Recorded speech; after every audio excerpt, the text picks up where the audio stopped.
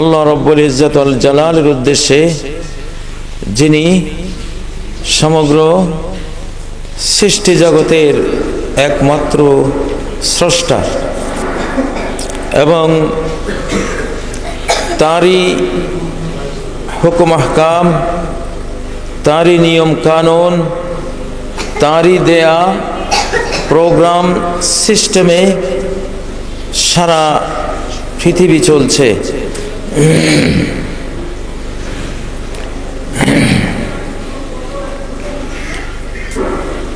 মানুষ এই পৃথিবীতে এসেছে 7 আকাশের উপর থেকে, জান্নাত থেকে। প্রকৃত অর্থে মানুষ এই পৃথিবীর অধিবাসী নয়। আমরা এই পৃথিবীর আদিবাসী নই, অধিবাসী নই। এখানে আমরা প্রবাসী। আমরা এখানে কিছুদিনের জন্য জেল খাটার উদ্দেশ্যে আগমন করেছি। এখানে আমাদের আগমন হয়েছে আমেরিকার সংবিধান অনুসারে নয়, জাতিসংঘের বিধান অনুসারে নয়। এই পৃথিবীতে আমাদের আগমন, বাংলাদেশে আমাদের আসা, এই অঞ্চলে আমাদের বসবাস বাংলাদেশের সংবিধানেও হয়নি। পৃথিবীর কারো নিয়মে এটা আমরা এই পৃথিবীতে আসিনি। আমরা আল্লাহর বিধানে, কোরআনিক বিধানে এই পৃথিবীতে এসেছি। সেই বিধানটি সূরা আল বাকারা সহ কোরআনের বড় বড় সব সূরাতে রয়েছে। যে বিধানের আওতায়, যে সংবিধান মেনে আমরা এখানে এসেছি, আল্লাহর যে হুকুমটি মেনে এই পৃথিবীতে আমরা এসেছি, সেই হুকুমটা কি?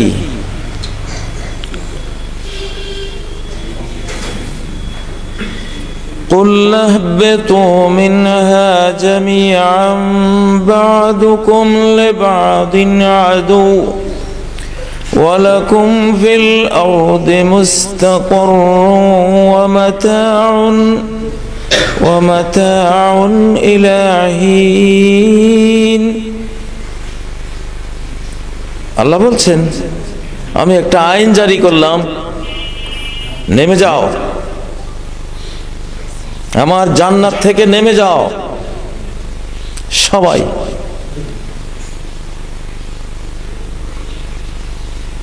অর্থাৎ পৃথিবীতে চলে যাও। যে পৃথিবীতে এসে আমরা আল্লাহকে মানছি না, আল্লাহর সংবিধান মানছি না, এই পৃথিবীর আগমনটাই হয়েছে আল্লাহর বিধান। আর সেখানে তোমরা আদম জাত আর ইবলিস জাত, এই দুই জাত পরস্পর শত্রু। কেন শত্রুতা করছি? এটাও আল্লাহর প্রোগ্রাম সিস্টেম, তার বিধান। বাদুকুম লিবাদিন আদু, তোমাদের এক অপরের দুশমন, চির দুশমন। মানুষ মদ পান করে, শয়তান দুশ্মনী করে তাকে প্ররোচিত করে, ধোঁকা দিয়ে এটা পান করায়। খুন করে, ওই শয়তান শত্রুতা করে তাকে কুবুদ্ধি দিয়ে খুন করায়। নারীর ইজ্জত হরণ করে, সেটাও শয়তান কুবুদ্ধি দিয়ে মানব নফসের সাথে সে সখ্যতা গড়ে এটা ঘটায়। তাহলে দ্বন্দ্ব সংঘাত কার নিয়মে হচ্ছে? আল্লাহর নিয়মে হচ্ছে। আসলে আজকে আমি আপনাদেরকে দেখাতে চাই, আপনারা কোরআন কতটুকু মানতেছেন না, আমরা কোরআন কতটুকু অমান্য করছি আর কতটুকু মানছি, মানতে বাধ্য হচ্ছি।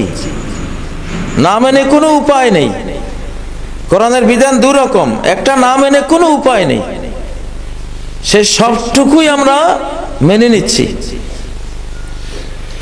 আর এক ধরনের বিধান আল্লাহ আমাদের ইচ্ছার উপরে ছেড়ে দিয়েছেন, সেগুলো কিছু মানছি, কিছু মানছি না। এই যে কিছু মানছি না, পরিমাণ কত হবে? আমার আইডিয়া 5%, 5%-এর মতো আমরা অমান্য করি। এই 5%-এর জন্য চিরকাল জাহান্নামে জ্বলতে হবে। অথচ কত সহজ ছিল।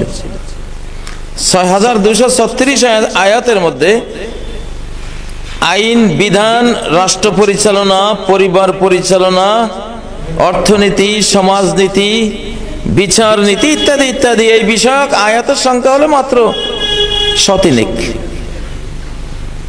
6236-এর মধ্যে 300-কে ভাগ করলে 5%, একটু কমবে, সামান্য 4% বা 5% হবে।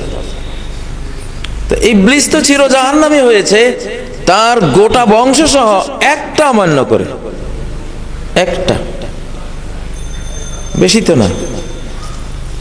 বাঁচতে হলে গোটা দেহটাই তো ঠিক থাকতে হয়, মরতে হলে একটু গলাটাতে একটা পোঁচ দিলেই হয়। মরার জন্য তো বেশি কিছু লাগে না, বাঁচার জন্য সবই লাগে। একটা গাড়ি, একটা ট্রাক, একটা প্রাইভেট কার চলতে হলে সব ঠিক থাকতে হয়, অচল হয়ে যেতে হলে সামনের চাকা একটা পাংচার করে দিলে হয়।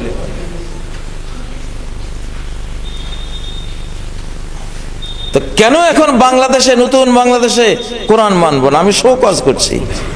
আপনি তো 95% মানছেন বাধ্য বা নিজের স্বীকৃতিতে, নিজের চয়েসে।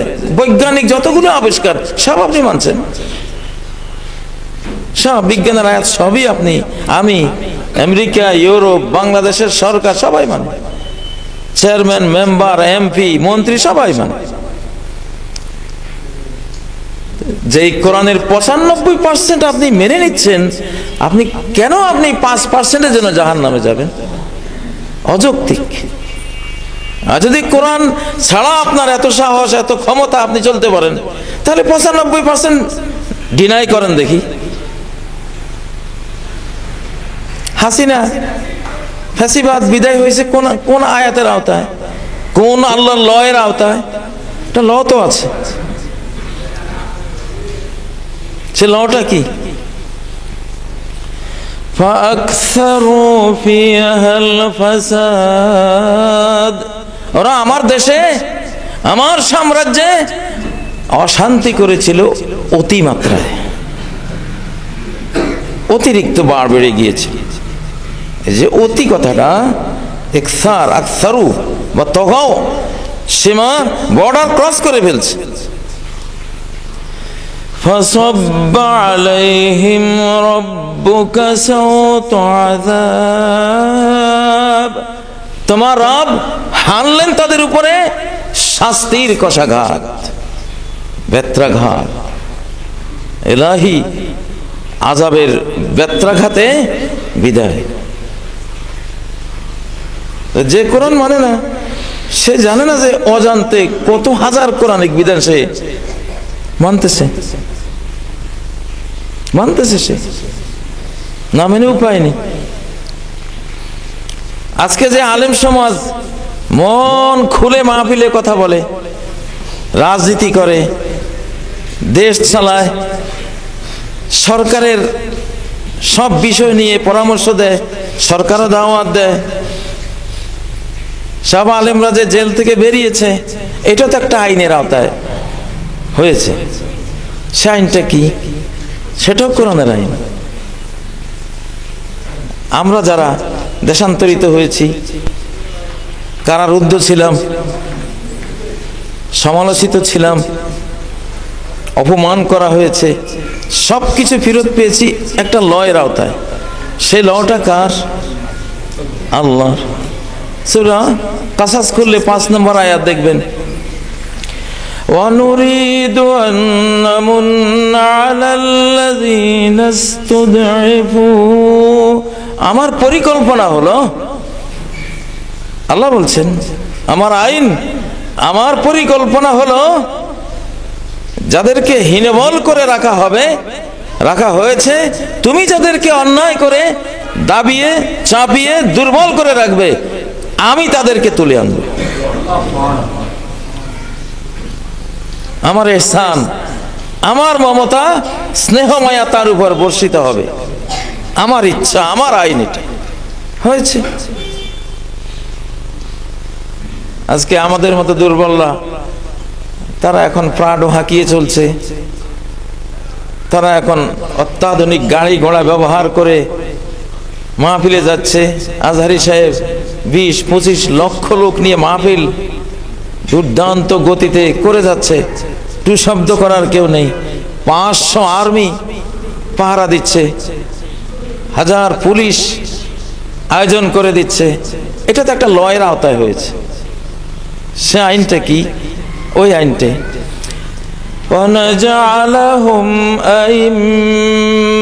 আমি তাদেরকে নেতা বানিয়ে দেব।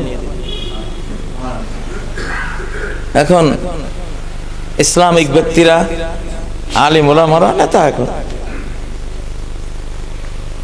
প্রত্যেকটা একটা লয়ের আওতায় হয়, একটা আইনের আওতায় হয়। এই মহাবিশ্বে আইনের, আল্লাহর আইনের বাইরে কিছুই তো নাই।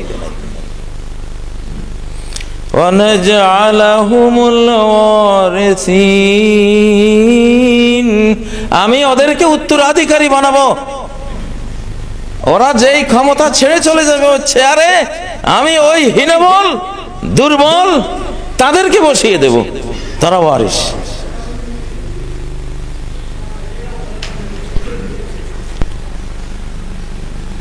খুবই অযৌক্তিক, খুবই অন্যায়। 5% কোরআনের বিধিবিধান অমান্য করে জাহান্নামে যাওয়া, আপনি সবই মানতে বাধ্য। আপনি জন্ম হয়েছেন কোরআনের আইনে। কিসের আইনে? কোরআনের আইনে। কি সেই আইন? আল্লাহু আনবাতাকুম মিনাল আরদি নাবাতা। সূরা নূহে আল্লাহ ঘোষণা দিচ্ছেন, আল্লাহ এই মাটি থেকে, মাটিতে উদ্ভিদ যেমন জন্মায়, আল্লাহ এই মাটি থেকে তোমাকে তেমনি ভাবে উদ্গত করেছেন। মাটির একটি উদ্ভিদ চারা গাছের মতো তোমাকে সৃষ্টি করেছেন মাটি থেকে। মহাবিশ্বের কুল মাখলুকাত একসাথে হলেও মাটি দিয়ে একটা মানুষ বানাবার ক্ষমতা রাখে না। আপনি কবরে যাচ্ছেন আল্লাহর আইনে, কবর দেওয়ার সিস্টেমটা আপনি পাইলেন কই? এটা আল্লাহর আইন, বাংলাদেশি সংবিধান না, আল্লাহর সংবিধান।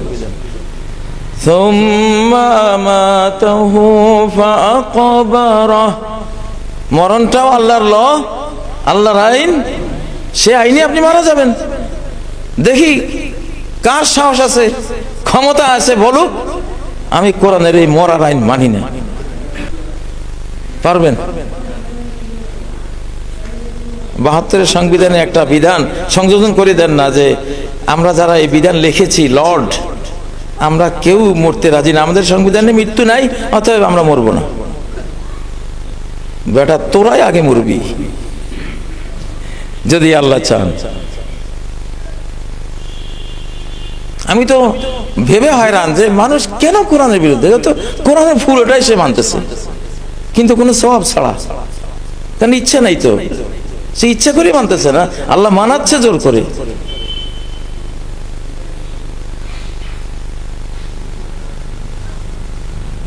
আপনি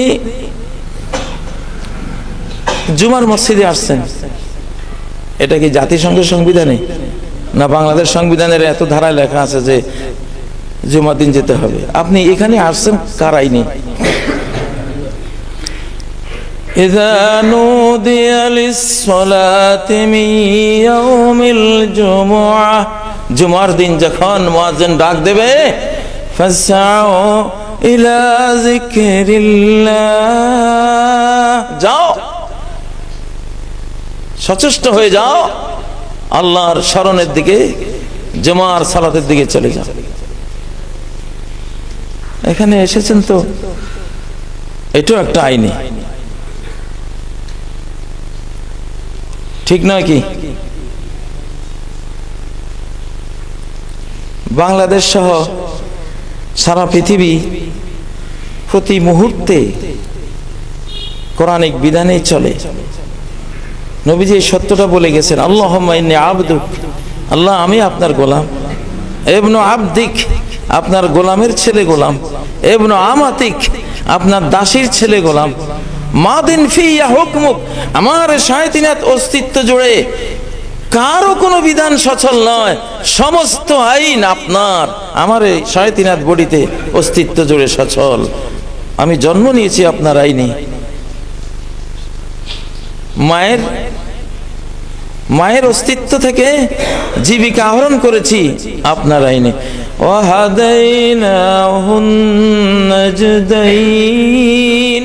এই যে শিশুটা, ছোট্ট শিশু, কিছুই বোঝে না, কিন্তু মায়ের বুকে যে তার খাবারটা রাখা, পৃথিবীতে তার মতো এটা আর কেউ বেশি ভালো বোঝে না। আর এটা কিভাবে আদায় করতে হবে, সেই চোষার পদ্ধতিটা এই শিশু অবুঝ শিশুর মতো এত এক্সপার্টনেস, এত যোগ্যতা, এত নিখুঁত ভাবে আপনি সারা বিশ্বের সব ডিগ্রি ডক্টরেট নিয়ে এসেও আপনি পারবেন না। আপনি আর আমি শিশুকালে যে মায়ের এই জীবন উপকরণটা চুষে চুষে বেঁচেছি, কারাইনি।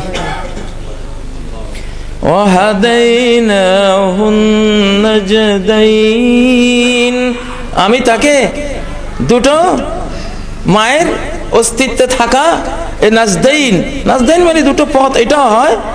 নাজদাইন মানে মাতৃ দুধের দুটো আধার, এই দুটোও হয়।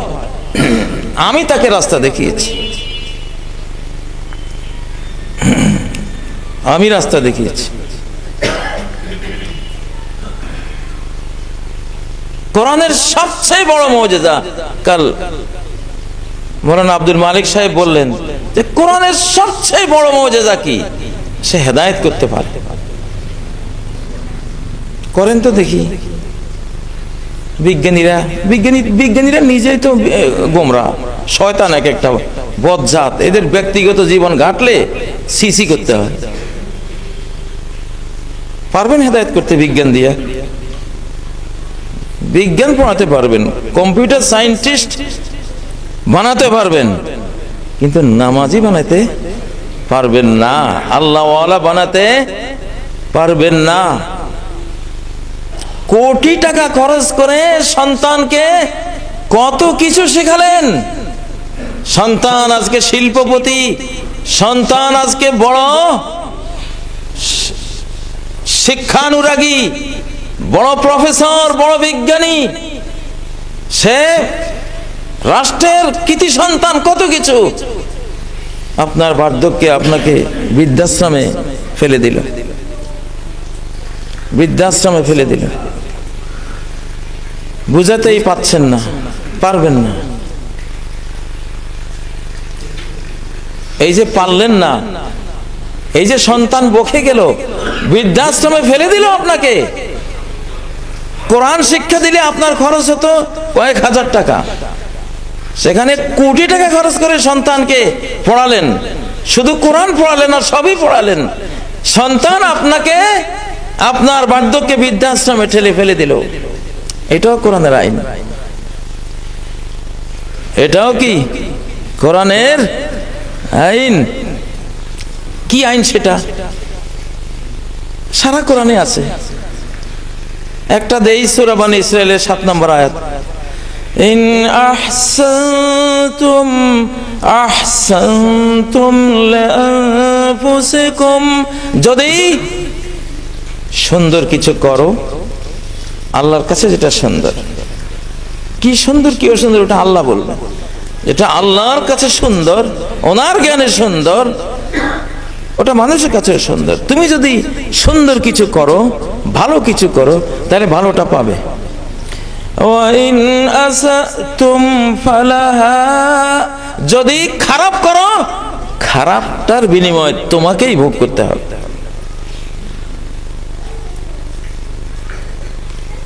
আপনি সন্তানের হৃদয়ে আল্লাহর পরিচয় দেননি, এই জন্য আল্লাহ আপনার সন্তানের হৃদয়ে মাতা পিতার পরিচয় দেননি, ডিলিট করে দিয়েছে। কি ফাদার মাদার ঝামেলা, বুড়া বুড়ি দুটো মানুষ অযথাই আমার জীবন যৌবনের ভোগের মুহূর্তে একটা অন্তরায় ফেলাই দেয়, এটা ফাদার মাদার ঝামেলা। আর লোকমান হাকিম সন্তানের হৃদয়ে আল্লাহর পরিচয় দিচ্ছেন সূরা লোকমানের 13 নম্বর আয়াতে।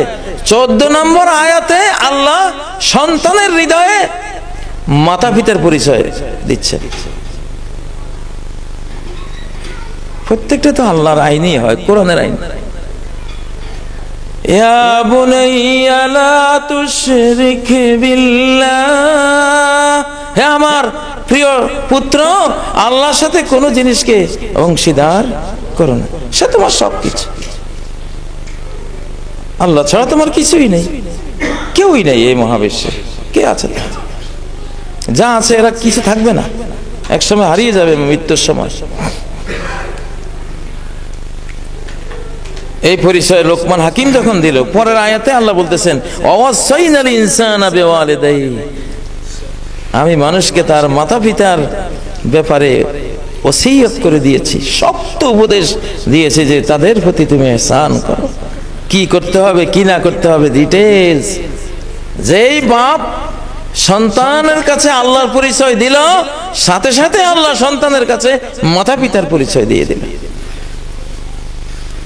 না, আপনার ছেলে আপনাকে বৃদ্ধাশ্রমে যখন ঠেলে দিল, আপনি ওখানে বসে বসে ভাববেন, কারো দুর্ভাগ্য ওইটা না হোক, আমরা দোয়া করি, তখন ভাববেন হ্যাঁ ওর শৈশবে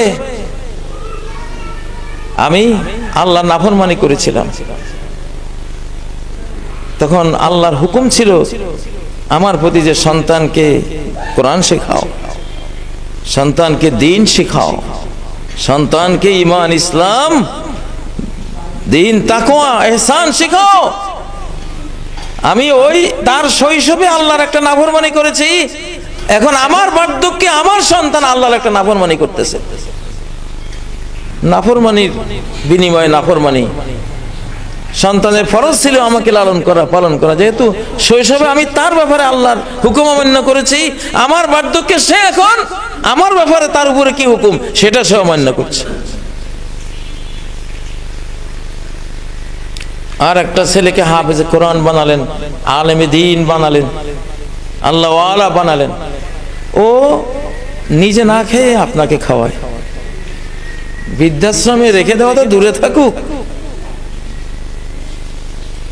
নিজের ঘরেও ভালো খাটটাতে মা বাবাকে রাখে, ভালো খাবারটা মাতা পিতাকে এনে খাওয়ায়, দিবারাত সেবা দেয়, শারীরিক আবার আর্থিক। কার আইন এগুলি? এই যে হচ্ছে কার আইনে? সব কোরআন, সব কোরআনের আইনে। এখন সামনে কি হবে বাংলাদেশে? সামনে কি হবে? কোরআনে যা আছে তা হবে। কারো আশা পূরণ হবে না, কারো আশা তার আশা মতো, তার প্রত্যাশা মতো কিছুই হবে না। হবে কোরআনে যা আছে তা। কি আছে কোরআনে? লিইয়ুযহিরাহু আলাদ-দীনি কুল্লিহি ওয়ালাউ কারিহাল মুশরিকুন। আল্লাহর একটা ইচ্ছা, শেষ জামানায় তিনি একা নিজ ক্ষমতা বলে, নিজ জ্ঞানের বলে দ্বীনকে, ইসলামকে, কোরআনকে সকল তন্ত্রমন্ত্রের উপর, সকল বানোয়াট ধর্মের উপর, সকল বিধান সংবিধানের উপর তিনি একা জয়ী করে দেবেন। কেউ পারলে ফিরেন, কেউ পারলে ফিরান ইনশাআল্লাহ। সামনে এটা আসতেছে।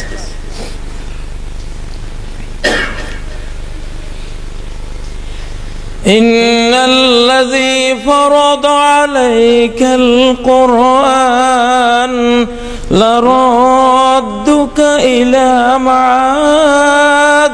রাসূলকে যেমন কোরআন ফরজ করে আল্লাহ বলেছেন মক্কা থেকে তোমাকে বের করা হয়েছে, আমি আবার তোমাকে প্লেস অফ রিটার্ন নিয়ে যাব। একটা প্লেস তোমাকে মক্কায় দিবে, বিজয়ী হবা, তুমি বিজয়ী বেশে মক্কা ঢুকবা, মক্কায় তোমাকে আমি ক্ষমতা পাওয়ার দিয়ে দেব। এই আয়াতটা সারা বিশ্বে চালু আছে, এই বিধানটা।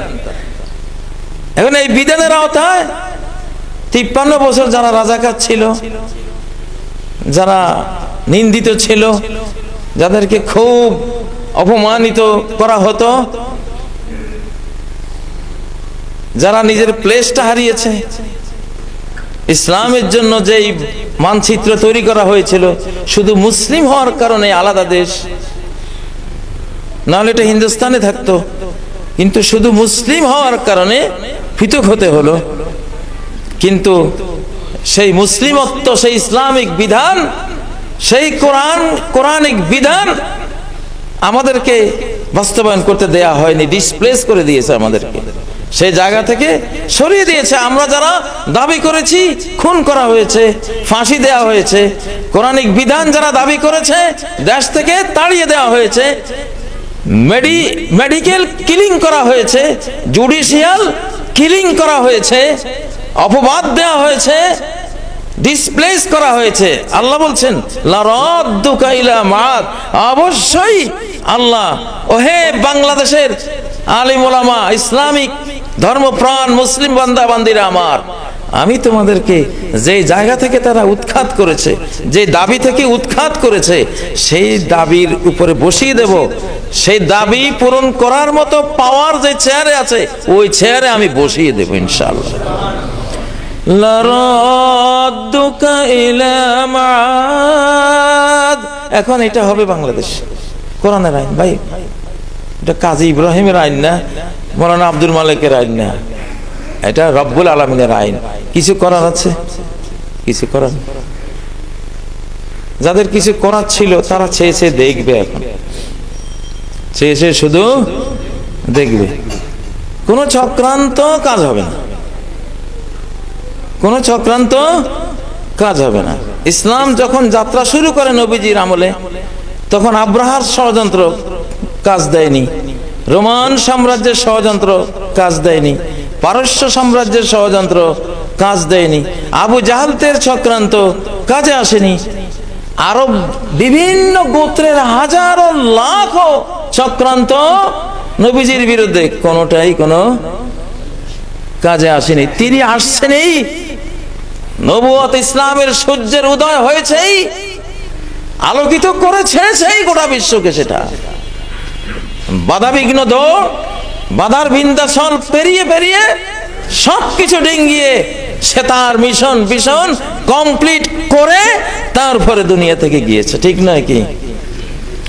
আল্লাহু মুতিম্মু নূরে, আল্লাহ তার জ্যোতিকে পূর্ণতা দেবেনই। ওয়ালাউ কারিহাল কাফিরুন, অবিশ্বাসীরা যতই ঘৃণা করুক, অপছন্দ করুক, কোনো কিছু যায় আসে না।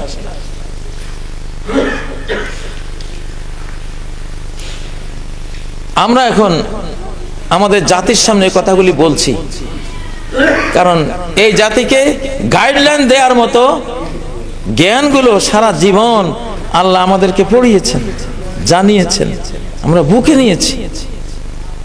নবীজির হাজার হাজার হাদিস এই বুকে নিয়েছি, পুরো কোরআন এই বুকে নিয়েছি আমরা।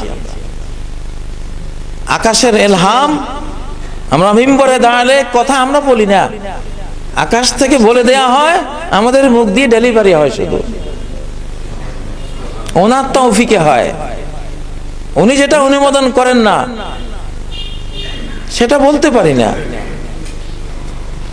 কোন খুতবাতেই দাঁড়িয়ে নিজে যেটা ভেবে এসেছি দাঁড়াবার পরে ওটা নাই, টোটাল অন্য কথা বলছি। হয়তো ভেবেছিলাম আজকে এই পয়েন্টে কথা বলবো, তার ধারে কাছেও যাইনি, যেতে পারিনি। কারণ আকাশ থেকে হয়তো আল্লাহ দেখলেন যে ঠিক আছে, আমার বাংলাদেশি বান্দা বান্দীদের আমি খুব ভালোবাসি, তোমরা হলে তাদের শিক্ষক, তোমাদের মুখ দিয়ে আমি সেটাই আনাবো যেটা ওদের কাজে লাগবে। কিছু সময় থাকে পৃথিবীতে যখন সবকিছু আল্লাহ নিয়ে নেন তার নিয়ন্ত্রণে। এখন সেই সময়, এটা সত্য বলছি। আমি না কোনো মাহফিলে বসে নিজের পরিকল্পিত ওয়াজটা করতে পারছি, না খুতবাতে কি বলবো এটা ভেবে আসছি, অবশ্যই মাইন্ড সেটিং করে এসে এখানে এসে ওটা মনেই নেই। আমি এই সময়টাকে খুব বুঝি, এই সময়টা আল্লাহর সময়। বারবার আপনাদেরকে ওই একটা ওয়াজ করি, সূরা ইব্রাহিমের 5 নম্বর আয়াত, ওয়াযাক্কিরহুম বিআইয়ামিল্লাহ। আল্লাহর শতাব্দী, আল্লাহর দিন শুরু হয়েছে, শয়তানের দিন বিগত হয়েছে, এইটা বলো মানুষকে, এটা বলে বলে ওয়াজ করো। এই সময়টা আল্লাহ, ওনার নিয়ন্ত্রণে। 136 বার ফ্যাসিবাদ আক্রমণ করেছে এই সরকারকে, 136 বার আকাশ গাইডেড আক্রমণে নিপাত হয়ে গেছে। আরো যদি 536 বার হয় চক্রান্ত, 536 বারে আমি জানি ওইটা ধ্বংস হয়ে যাবে, কারণ সময়টা তাদের না, সময়টা মুহাম্মাদের সাল্লাল্লাহু আলাইহি ওয়াসাল্লাম, সময়টা আল কোরআনের, সময়টা আলিম উলামার, সময়টা ইমাম মাহদীর, সময়টা ঈসা আলাইহিস সালামের, শতাব্দীটা ইসলামের দ্বিতীয় বিশ্বায়নের, শেষ বিশ্বায়ন, শেষবার জালওয়া দেখিয়ে যাবে।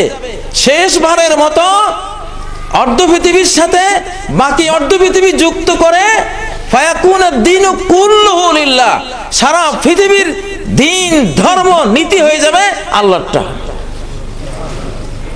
অর্ধ পৃথিবীর সাথে বাকি অর্ধ পৃথিবী এখন যুক্ত হবে, কারো কিছু করার না, এটা আল্লাহর ফয়সালা। আমরা আল কোরআনের কি কি মানি না? 95% মানি, 5% মানি না। হারাম খাইতে নিষেধ করেছেন, এইটা খাবার বিষয় তো খুব কষ্ট লাগে। বাবাও ভুল করেছে, ছেলেরাও ভুল করতেছে।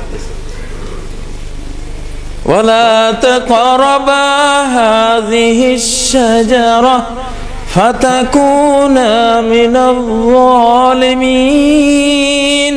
ওরে আদম হাওয়া, তোদেরকে তো আমি বানাইছি, আমি জানি তোদের দুর্বল পয়েন্টটা কি। তোরা খাওয়ার মশলা খুব দুর্বল, সব খা, এই গাছটা শুধু খাইস না, এই গাছের কাছে যাইস না। এখন ইবলিসে কয় আরে এইটাই তো সবকিছু, বৃক্ষ চিরন্তনী, বৃক্ষ অপসারণী, যেটা যে বৃক্ষের ফল খেলে অপসারণ করে দেবে জান্নাত থেকে, সেটাকে নাম দিয়েছে শাজারাতুল খুলদ, বৃক্ষ চিরন্তনী। মানে এই গাছের ফল খেলে চিরস্থায়ী জান্নাতি হয়ে গেল, আর খেয়ে ফেললো। লোভ, মানব জাতির পরাজয় তো ডাইনিং টেবিলে হয়েছে, যুদ্ধের ময়দানে নয়। ডাইনিং টেবিল মানে আদম হাওয়া ডাইনিং টেবিল পেতে বসেন নাই, ডাইনিং টেবিল মানে খাবার বিষয়ে পরাজয়টা ঘটেছে।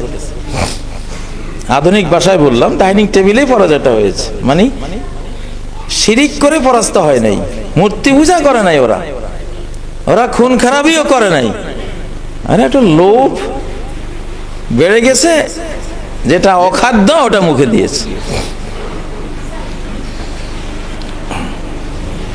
গভীরভাবে চিন্তা করলে দেখা যায় শিরিকও মানুষ এ খাবারের লোভে করে। এই যে যারা ঠাকুর সাজে, ব্রাহ্মণ সাজে, ফাদার সাজে, পীর সাজে, পীর হইলে যদি লড়াই করা লাগতো, পীর হইলে যদি যে কোনো কিছু আপনি 5 দিনে একদিন খাবেন, খাবার বন্ধ, আগের যুগের মতো যদি পীর হলে কঠিন আইন এগুলো এখন দেন, একজনেও পীর মুরিদি করবে না বাংলাদেশ। বাপরে বাবা, এত কঠিন জিনিসের দরকার নাই, কিন্তু খাবার আছে অনেক। এই যে ঠাকুর, এরা ঠাকুর হয়েছে, ওরা আসলে বাহ্যিক দেখাচ্ছে মূর্তি ঠাকুর, আসলে সে হলো পোলাও কোরমার ঠাকুর। কলা, সন্দেশ, দুধ, তারপরে আরো কত কি মিষ্টি, সে ঠাকুর সেজেছে এগুলি খাওয়ার জন্য। মূর্তিটা হলো একটা উসিলা। ফাদার সেজেছে সেটাও এই খাবারের জন্য। এই ভণ্ড মাজার দিয়া হাজার হাজার বাংলাদেশে যত মাজার, বলেন তো আসল জিনিসটা কি? ওরা কি এখানে বুজুর্গ ওলিয়া উলিয়া এই ভালোবাসা তারা গেছে ওখানে? আউলিয়া ভক্ত না, ওরা হইল 1000 টাকার নোটের ভক্ত, 500 টাকার নোট, হ্যাঁ, ডলার, রিয়াল, এগুলির ভক্ত এরা। তো প্রথম বিপর্যয় যে আদম হাওয়ার হয়েছিল খাদ্যের বিষয়ে, এখনো মূল রুট লেভেলের কারণ কিন্তু ওইটাই। এই যে ফ্যাসিবাদ হয়েছে কেন? ফ্যাসিবাদী হলে কি হওয়া যায়? 1000 কোটি টাকার মালিক 1 মাসে হওয়া যায়, ঠিক না? সেটাও খাবার। চাঁদাবাজি, যে দেশের চাঁদাবাজি, একজনে বিল্ডিং করবে ওখানে, ভাই আপনি তো আমাকে 50,000 টাকা দিতে হবে। কি ব্যাপারটা কি? সেখানে কোনো ইবাদত বন্দি নাকি এটা? এইটাও সেই খাবারই, এইটাও খাবারের বিষয়। ওই বাবার যেই দুর্গতি হয়েছিল এই খাবার ব্যাপারে, মানুষের সর্বনাশ এখনো মূল কারণ মাজার, শিরিক, মূর্তি, এই পোপ, ফাদার, ব্রাহ্মণ, ঠাকুরগিরি যা আছে এখনো সবকিছুর ভিতরে বসে আছে কি? সন্দেশ, কলা, দুধ, কসকসা নোট, এগুলি। এই জন্য নবীজি তো সব বুঝেন, আল্লাহ বুঝ দিয়েছেন, লিকুল্লি উম্মাতিন ফিতনাতুন ওয়া ফিতনাতু উম্মতি আল মাল। প্রত্যেক উম্মতের একটা ফিতনা আছে, দিন থেকে সরিয়ে ফেলায়। ওটাই আমার উম্মতের ফিতনা হলো মাল। আপনি আমেরিকা যান, ইউরোপে যান, অস্ট্রেলিয়া যান, রাশিয়া যান, দেখবেন টাকা পয়সা নিয়ে ওদের এত ইয়ে নেই, দুর্নীতি নেই, ওরা একটা নীতিতে চলে। আর মুসলিম দেশে আসেন ভাই, টাকা দেখলে, বাস অ্যাক্সিডেন্ট হয়েছে, আগে শিশুকালে দেখতাম মানুষ উদ্ধার করে হাসপাতালে নেবে, সেবা দিবে, জান বাঁচাবে, এই জন্য দৌড়ে। আর এখন দৌড়তে গিয়ে পকেটে খোঁজে যে মোবাইল, 1-1.5 লাখ টাকার মোবাইল ফোনটা আছে কিনা, মানি ব্যাগ আছে কিনা, এখন টাকা খোঁজে। মাল কত বড় ফিতনা! এই মালের কারণে আমাদের ফ্যাসিবাদী তৈরি হয়েছে, মালের কারণে রাষ্ট্রীয় চোর তৈরি হয়েছে, মালের কারণেই চাঁদাবাজ তৈরি হয়েছে, মালের কারণে হাজারো ঘুষখোর, সুদখোর, সুদী ব্যাংক, এর সব কিছু এই খাবার কেন্দ্রিক। এজন্য খাবারের ব্যাপারে যে সতর্ক এবং সাকসেসফুল, আসলে তার জীবনে আর তেমন কোনো রিস্ক নাই। এই তথ্যটা কোরআনে আছে। ইয়া আইয়ুহার রাসূলু কুলু মিনাত তাইয়্যিবাত, হে রাসূলুল্লাহ খাও, হারাম খাও না, পবিত্র হালাল ফুড খাও। আরে হালাল খেলে হারাম কাজ করতে পারবে না। হালাল খেলে তাইয়্যিবাত, আমালু সালিহা, আমালু সালিহা, আমলটাও আসবে ভালো। দুধ খেয়েছো হালাল পয়সা, ভাত তরকারি খেয়েছো, মনটা চাইবে একটু মসজিদে যাই, জামাতে যাই।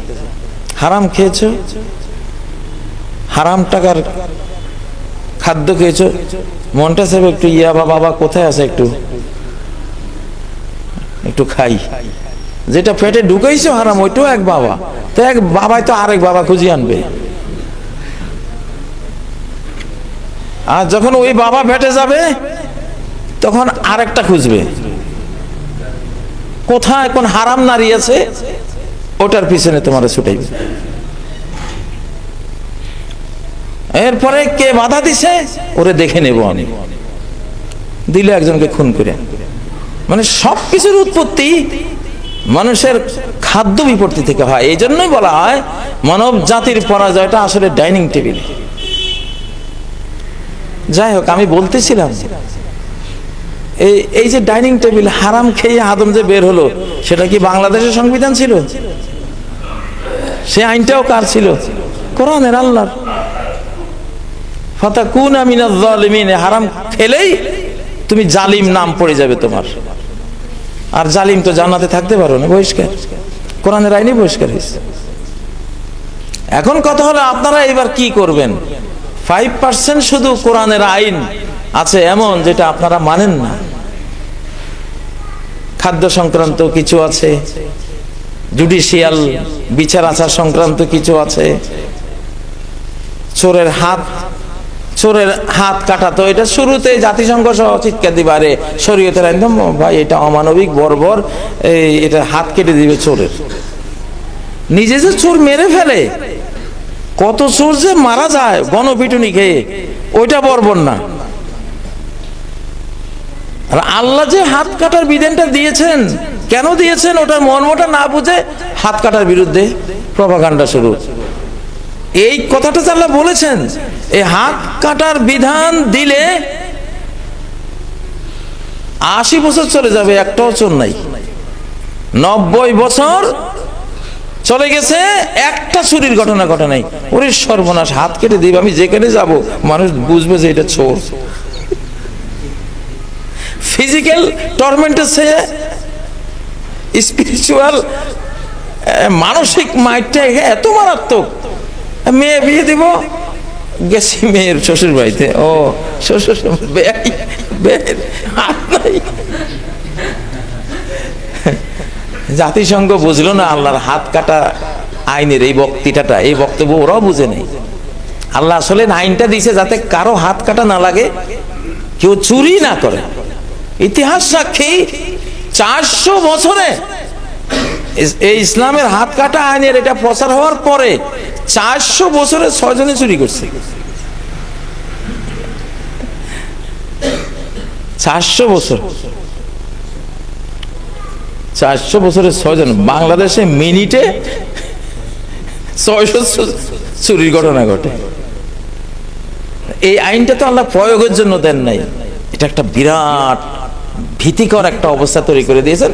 বান্দারা যাতে চুরিটাই কি বাদ দিয়ে দেয়, ছেড়ে দেয়। আফগানিস্তানে এখন রাস্তাঘাটে স্বর্ণ পড়ে থাকলেও কেউ ধরে না।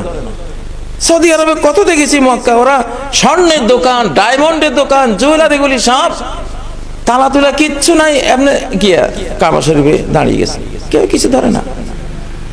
এই আইনটা হলো কি, এটা হলো প্রতিরোধী আইন। এটা শুনলেই চোরের চুরি করার নিয়তটা তার ভিতর থেকে ইবলিসে হাজার অসজা দিয়েও করাইতে পারবে না। সর্বনাশ, এত বড় বেইজ্জত, সারা জীবনের বেইজ্জত। এক মুহূর্তের একটু মজা আর সারা জীবনের সাজা। কোন ব্যাগ খোলে এটা করে ভাই, দরকার নাই, না খাই মর, তবু চুরি করিস না। আল্লাহ দিয়েছেন এই জন্য আইনটা। ওরা বুঝছে তাহলে হাজার হাজার মানুষের হাত কাটা যাবে, কখনো না। এটা বন্ধ, টোটাল বন্ধ। তিনি তো আহকামুল হাকিমিন। যে এক নাস্তিক রাস্তা দিয়ে হেঁটে যাচ্ছে, দেখে যে কুমড়ার লতার মধ্যে এত বড় বড় কুমড়া, মিষ্টি কুমড়া, লতাটা চিকন এত আর ফলটা এত বড়। সে আল্লাহরে বলে, তোমার এই বেখাপ্পা কাজই তো তুমি করো, খাটলো এটা চিকন চিকন লতা আর এত বড় কুমড়া দিলা, আমার বুঝে আসে না তোমার এইসব কাণ্ডকীর্তি। আল্লাহর বিরুদ্ধে সে একটা বক্তৃতা দিয়ে গেল। ক্লান্ত হয়ে একটা বট গাছের ছায়ায় একটু হেলান দিয়েছে, ঘুম আসতেছে, শুয়ে পড়ছে। চক্ষু দেখেছি এত বিশাল মহিরুহ বট গাছ, ফলগুলি এইটুকু এইটুকু। এই দেখো তোমার আরেকটা তোমার আক্কল বিরোধী কাম। ওইখানে দেখলাম চিকন লতা, ফলটা এত বড়, আর এখানে এত বিশাল একটা গাছ, অন্তত এতটুকু তো দিবা ফলটা। তারে এই বেজ্জতি কেন করলা? এই বট গাছের এই ছোট ছোট ফল। কল্পনা করতেছে আল্লাহর বিরুদ্ধে করতেছে। ওই সময় পাখি একটা ফল খাইতেছিল, টস করে একটা কপালে পড়ছে, লাভ দিয়ে উঠে কয়, আল্লাহ বাঁচাইছো তুমি, ও তুমি আহকামুল হাকিমিন। আসলে আমি ভুল, আজকে যদি ওই কুমড়াটা পড়তো এই কপালে, আমার মতো বুদ্ধিজীবী আজকে এখানে আমি শেষ হয়ে গেছিলাম।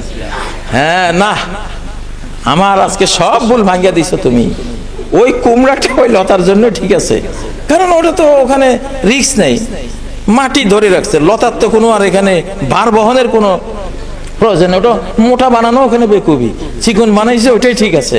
আর এখানে মুসাফির বসবে, এই সুন্দর গাছের ছায়ায় বসবে, আরাম করবে, একটু ঘুমাবে, ফলটা যদি এত বড় হয় তালের মতো, এইটার ভয়ে কেউ এই বট গাছের নিচে বসবে, সব ফালাবে। তো তোমার ফেলুল হাকিম লা ইয়াখলু আনিল হিকমা, হাকিমের কাজ কখনো হিকমত থেকে খালি হয় না। এটাই তো আল্লাহ, জালিকা রব্বুল আলামিন, তিনি তো বিশ্বজাহানের রব, বিধানদাতা, আইনদাতা। চোরের আটকাটা আইন কেন দিছে? না বুঝে আন্দাজে। এটা এমন একটা আইন 100 বছরও একটা চুরি ঘটনা ঘটবে না, 2-1টা হয়তো ঘটবে, তাতে লক্ষ লক্ষ চোরের জীবন বেঁচে যাবে, লক্ষ লক্ষ মানুষ। বাংলাদেশে তো কোটি কোটি মানুষ চোর।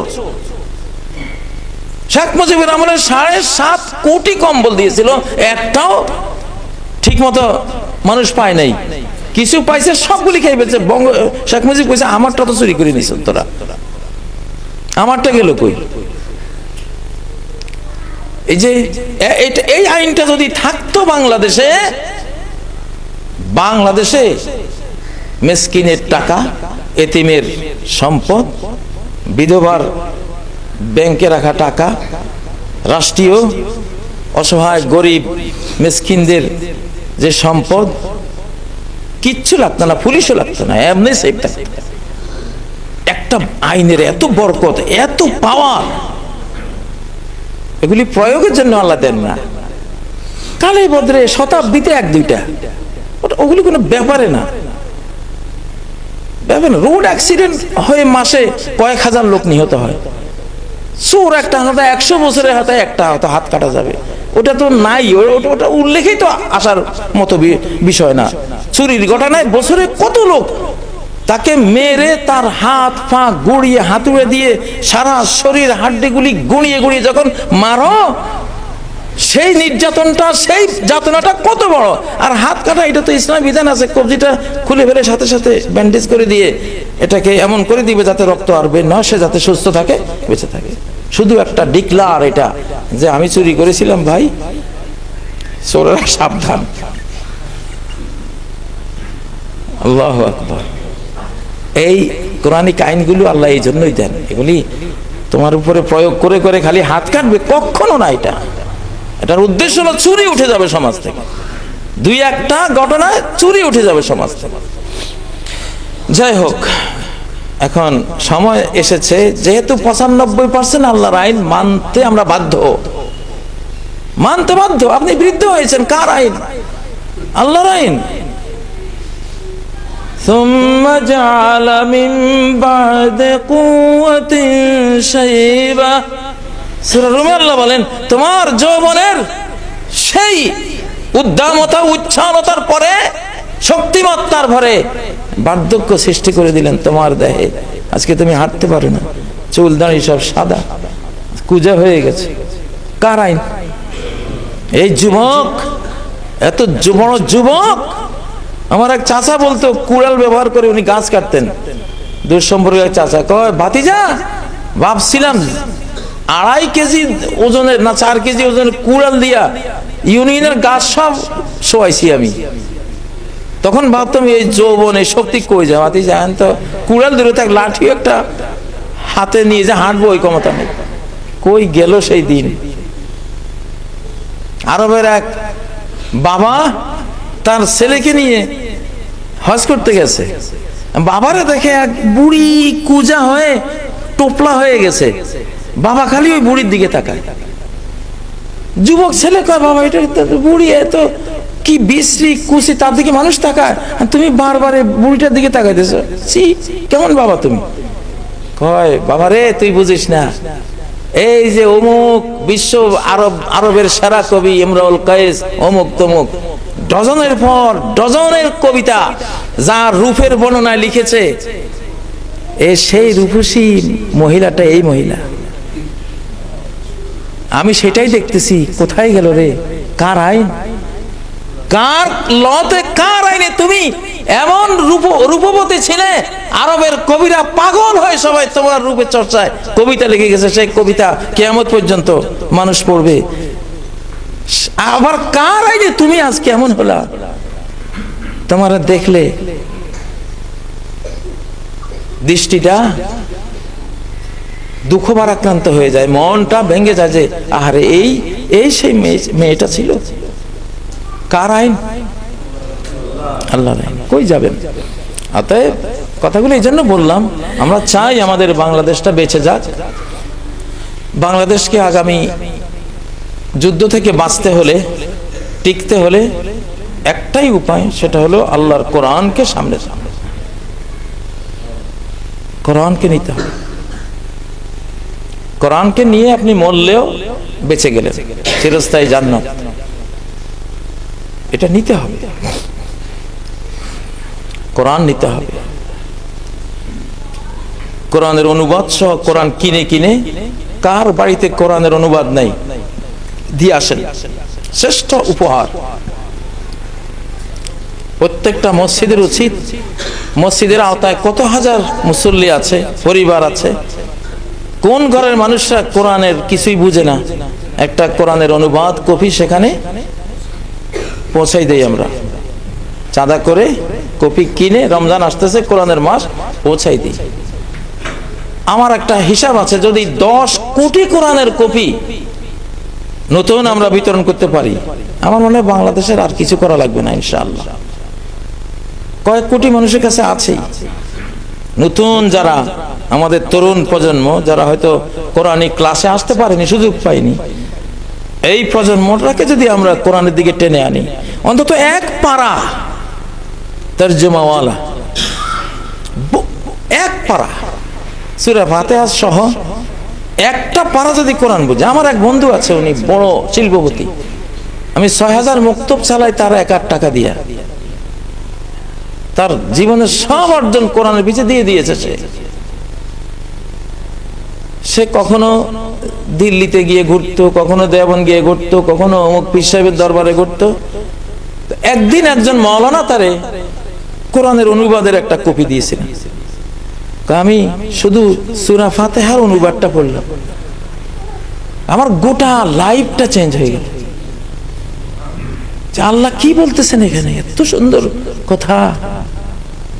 হ্যাঁ, সূরা ফাতিহার অনুবাদ যেদিন পড়লাম, আমার গোটা জীবনটাই পরিবর্তন হয়ে গেল। তখন থেকে আজ পর্যন্ত আমি ওনাকে দিয়ে হাজার হাজার বক্তব্যের কোটি কোটি টাকা ব্যয় হচ্ছে এই সূরা ফাতিহার অনুবাদের কারিশমা। সূরা ফাতিহার অনুবাদটা পড়ার মিরাকল পাওয়ারটা কি হতে পারে একটা মানুষের জীবনে। নবীজির জীবনে যত বড় বড় কাফের মুসলমান হয়েছে, সব কোরআন শুনে, একটু কোরআন শুনে, একটু কোরআনের শব্দ। ওই ধারাটা এখনো আছে আমেরিকায়, জাপানে, ইউরোপে। একটা শব্দ কোরআনের তার ব্রেনে গিয়েছে, মুসলিম হয়ে গেছে। এই হেদায়েতের, কোরআনের সবচেয়ে বড় পাওয়ার, সে হেদায়েত করে, সে আলোকিত করে, সে মন জাগিয়ে তোলে, মৃতকে জীবিত করে তোলে, রুগ্নকে সুস্থ করে তোলে। মানসিক রোগী ডিপ্রেশন, আত্মহত্যা করতে যাচ্ছে, কোরআন দিয়ে দেন, আস্তে ফেরত চলে আসবো ওখান থেকে। আল্লাহ তাআলা আমাদেরকে এই কোরআন, যে কোরআন আমরা 95% মানতেই হচ্ছে বাধ্য হয়ে, জেনে বা না জেনে, না মেনে কোনো উপায় নেই, তো সেই কোরআনের মাত্র 4-5%, এইটুকু অমান্য করে কেন জাহান্নামে যাব আমরা? সরকারকে বলছি, ডক্টর ইউনূস সাহেব, ওয়াকারুজ্জামান সাহেব, যাদের হাতে আল্লাহ এখন বাংলাদেশের কর্তৃত্ব দিয়েছেন, স্পিরিচুয়াল একটা গ্রুপ আছে, আধ্যাত্মিক গ্রুপ, তারাও দেশটা চালায়, তারা কোরআনের পথে আছে। কিন্তু ফিজিক্যাল গ্রুপ আপনারা যারা আছেন, ধীরে ধীরে জাতিটাকে কোরআনের দিকে টেনে নিয়ে যান, ইনশাআল্লাহ নিয়ে যান, একটু একটু করে এগিয়ে যান। এমন নয় যে 1 বছরে সব করে ফেলতে হবে। কোরআন 23 বছরে এসেছে, আপনারাও 10, 15, 20 বছরে পরিকল্পনা নেন, আস্তে আস্তে কোরআনের বিধানগুলো সহনীয় মাত্রা করে করে নিয়ে আসেন। জাতিটা বেঁচে যাক, দেশের স্বাধীনতা রক্ষা পাক, অখণ্ডতা রক্ষা পাক, নিরাপত্তা এস্টাবলিশড হোক। না হলে 3টার একটা হবে না যদি কোরআনকে এবার ডিনাই করা হয়। এখন সময়টা আগের না, এখন সময় কোরআনের। কোরআন ছাড়া এখন কোনো রাষ্ট্র টিকবে না, কোনো সরকারও টেকসই হবে না, কোনো অর্থনীতি টিকবে না, কোনো নিরাপত্তা সিস্টেম টিকবে না। এমন একটা যুগ শুরু হয়েছে 2024 থেকে। 2024 2024 থেকে সামনের দিকে এই সময়টা চলবে। আল্লাহ তাআলা আমাদেরকে কোরআনকে বুঝার, কোরআনের আইনগুলো যে আমরা পালন করছি, স্টাডি করে করে কোথায় কোথায় পালন করতে হচ্ছে অথচ জানিও না, বাধ্য আমি মানতে, এসব কিছু গবেষণা করার, স্টাডি করার আল্লাহ তৌফিক দেন আমাদেরকে। আকুলু কওলি হাযা ওয়া আস্তাগফিরুল্লাহ লি ওয়া লাকুম ফাস্তাগফিরুহু ওয়া তুবু ইলাইহি ইন্নাহু হুয়াল গফুরুর রহিম।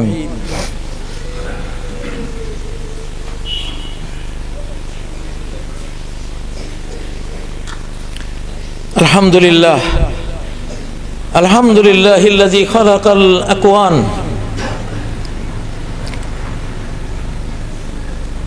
والذي جعل لحفظ كائناته الميزان وأنزل لإحقاق الحق وإبطال الباطل الفرقان وأصلي وأسلم على عبده ونبيه محمد بن عبد الله سيد بني عدنان أما بعد فأعوذ بالله من الشيطان الرجيم بسم الله الرحمن الرحيم إن الله وملائكته يصلون على النبي يا أيها الذين آمنوا صلوا عليه وسلموا تسليما اللهم صل وسلم وبارك على محمد وعلى آل محمد كما صليت وسلمت وباركت على إبراهيم وعلى آل إبراهيم إنك حميد مجيد।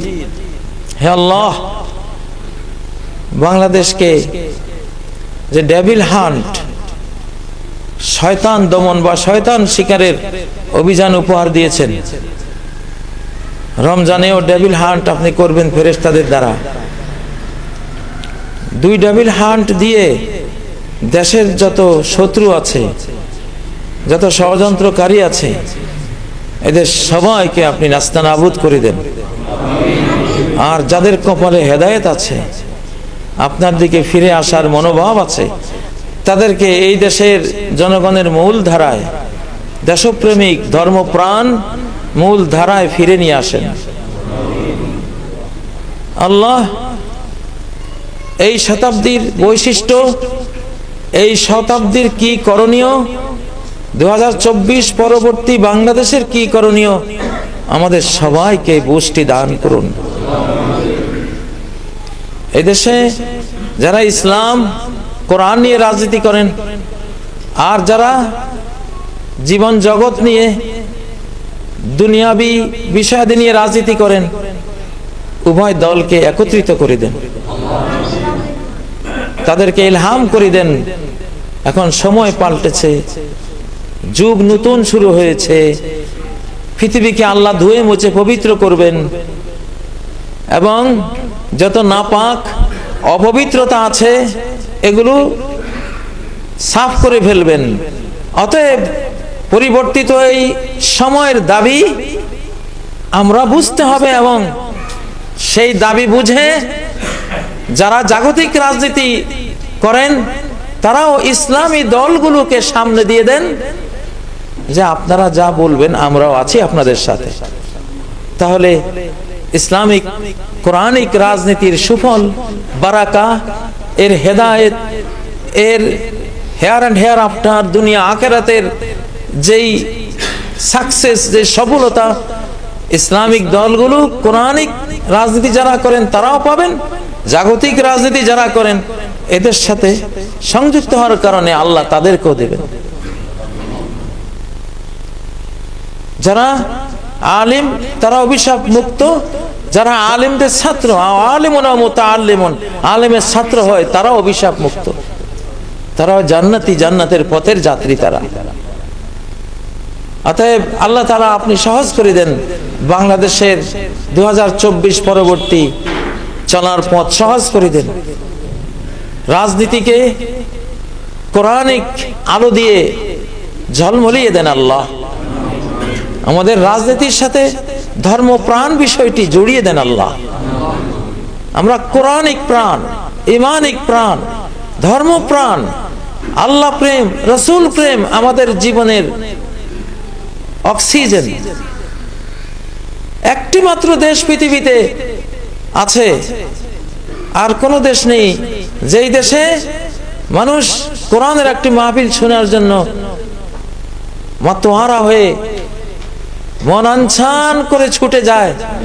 লক্ষ লক্ষ মানুষ একটা মাহফিলে যায় কোনো বিনিময় ছাড়াই, জাগতিক কোনো প্রাপ্তি ছাড়াই যায়। পৃথিবীতে এমন দেশ আর একটিও নেই। আল্লাহ তাআলা এটা একটা অনেক বড় লক্ষণ যে এই দেশ কোরআন পাবে। সারা পৃথিবীতে এই দেশ এখন কোরআন কম্পিটিশনে ফার্স্ট হয়, সেকেন্ড হয়। 25 লক্ষ শিশু আমাদের হাফেজে কোরআন হয়েছে, আলহামদুলিল্লাহ। আরো লক্ষ লক্ষ শিশু হাফেজে কোরআন হওয়ার পথে পাইপলাইনে আছে। সর্বত্র কোরআনে কারিমের একটা মায়া মমতা ছড়িয়ে তুমি দিয়েছো অন্তরে অন্তরে। আল্লাহ, এবার আমাদের পার্লামেন্টে তুলে দাও। তুমি একাই পারবে, আমরা তোমার সাথে আছি। তুমি মালিক, আমরা তোমার নিঃস্ব কাঙ্গাল গোলাম, আমরা তোমার সাথে আছি। তুমি করে দাও, আমরা অবশ্যই শুকরিয়া আদায় করব, মেনে নিব সবকিছু।